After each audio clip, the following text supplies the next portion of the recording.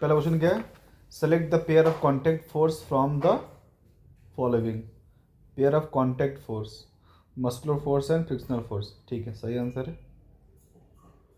Okay, next क्या है, water tank has 4 taps A B C D as shown in figure. If the tank is fully filled with the water and the taps are opened simultaneously, the water will flow with the same pressure from the tap. तो किसका इसका same pressure है? BC। BC कहाँ same pressure है? तो दोनों तो अलग लाइन पर है।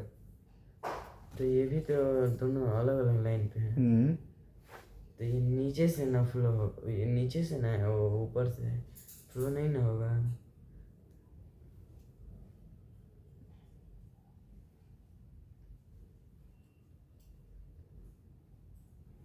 सेम प्रेशर पे कैसे हो सकता है? सब तो अलग अलग पॉइंट पे है। C यहाँ पर है और B उसके जस्ट ऊपर है। उसके बाद यहाँ पर D है, तो D के जस्ट ऊपर क्या है? A है। तो सबका सेम प्रेशर कैसे हो सकता है? वाह, A एंड D नहीं हो सकता है।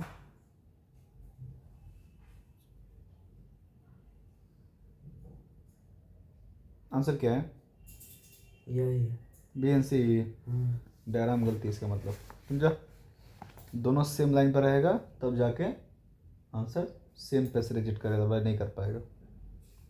A ball is moving on a floor surface along a straight path with a uniform speed. State the conclusion you can draw from the following statement. A force act on the ball is zero, गलत है। Gravitational force is acting on the ball, छोड़ दीजिए। A non-contact force is acting, contact force है ना, no frictional force act on the rolling object. Uniform speed है ना, the force acting on the ball is zero, गलत बात है। A non-contact force is acting when a body moving on a floor, तो इसमें non contact force कैसे हो सकता है? वो तो उससे कॉन्टैक्ट में रहेगा। ऑप्शन नंबर डी इसका आंसर है। 48 का डी होना चाहिए। क्या दिया है? C. How it is possible? और non contact force is acting on the ball against the frictional force. ये ठीक है, against the frictional force. Which one is not the unit of pressure? Unit of pressure क्या होता है? Pascal हो सकता है, मीटर परसेंट स्क्वायर हो सकता है, डाइन हो सकता है, यूजा नहीं होगा। ठीक है। The two force of 20 newton act on a body, the maximum net force, the minimum net force. Maximum कितना होगा? अच्छा, how to find the maximum force? मान लो एक फोर्स है, दो फोर्स है, 20 का है, तो मैक्सिमम कब होगा, मिनिमम कब होगा?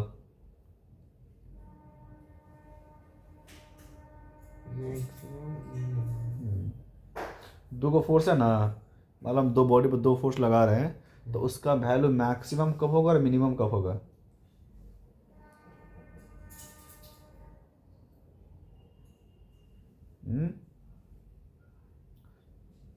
तुम कैसे टिक कर दे फिर ये आंसर?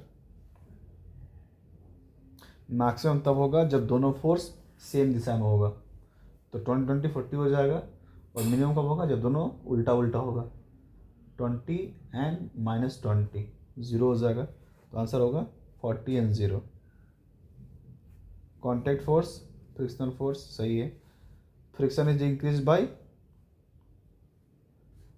थ्रेडिंग ऑफ टायर, सही। Threading of tyre. तो मुझे तो तुम आंसर देख देख टिक मारा, मुझसे लग रहा है मेरे को आंसर, है ना? हाँ। ऐसे A gas filled balloon moves up because, क्यों upward। क्यों मूव करता है? Upward on the balloon is more gravitational force. Gravity force does not act on the balloon, गलत बात है ये।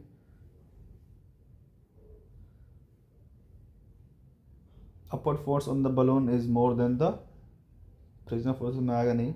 Upward force on the balloon is more than the gravitational force, हाँ ये सही है, option C. The two thermocol balls hold close to each other, they moves away because of electrostatic force. अच्छा, what do mean by electrostatic force, बताओ तो electricity force क्या होता है?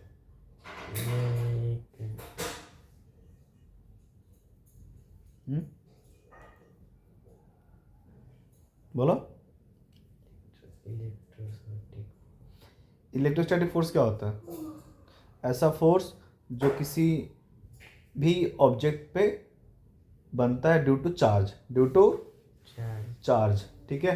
जब चार्ज होगा ना बॉडी के ऊपर, तब बनता है इलेक्ट्रोस्टैटिक फोर्स। समझ में आ कि नहीं?